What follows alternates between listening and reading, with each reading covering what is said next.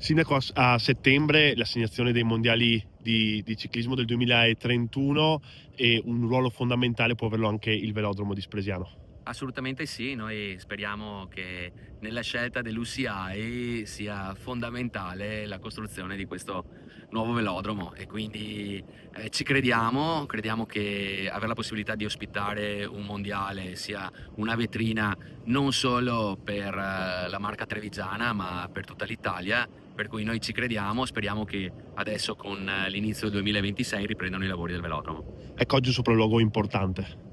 Oggi sì, c'era David, c'era Cordiano, quindi le due massime cariche, una mondiale e l'altra italiana del ciclismo.